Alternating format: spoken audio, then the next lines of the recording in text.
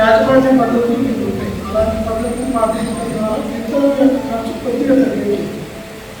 మన దుబారా ఖర్చు ఎక్కువ ఎక్కడ ఉంటుంది అంటే ఈ కెమికల్ ఫెర్టిలైజర్లు, కెమికల్ పెస్టిసైడ్స్ చాలా ఎక్కువగా వాడటం వల్ల మనకి 1000 రూపాయలతో అయ్యే పని మనం అవసరంగా 5000 రూపాయలు ఖర్చు చేసి పంటని నాశనం చేస్తున్నాము, మనకి లాభమైన కీటకాలని నాశనం చేస్తున్నాము. అదేవిధంగా మన నేల ఎదుగుతుందో మట్టి కూడా సారాన్ని కోరుతుంది.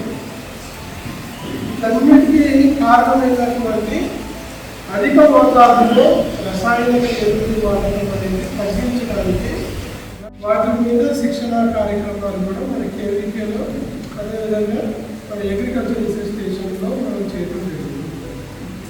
ఎక్కడన్నా సాధ్యమైనంత వరకు కొత్త వెరైటీ ఏదైనా ఉంటే నాణ్యమైన విత్తనాన్ని కొద్ది మంది రైతులకి ఇవ్వడం ద్వారా ఆ టెక్నాలజీ ఇంకా వేరే రైతుల పొలాల్లోకి వెళ్ళేటప్పుడు కూడా మన కృషి విజ్ఞాన కేంద్రం కృషి చేస్తాం.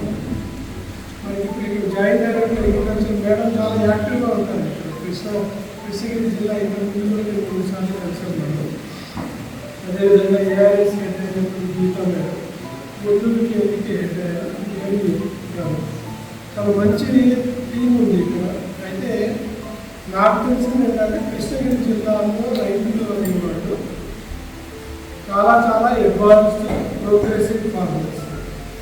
మిగిలిన రైతులనే కాకుండా ఏదైనా మనకి లాభసాటిగా ఉంటే, కొద్దిగా కొత్తదనం ఉంటే అలాంటి టెక్నాలజీస్ని మన పొలాల్లోకి తీసుకురావడం ద్వారా మనం లాభపడటమే కాకుండా రాష్ట్రానికి, దేశానికి కూడా లాభం అయ్యేటట్టు చేసే దాంట్లో మన రైతు సోదరులు ముందుగా ఉంటారు. కాబట్టి మీ అందరికీ మరొకసారి కృతజ్ఞతలు తెలియజేస్తుంది. ఎందుకంటే మీలాంటి పండిస్తేనే దేశంలో ఆహారం ఉంటుంది.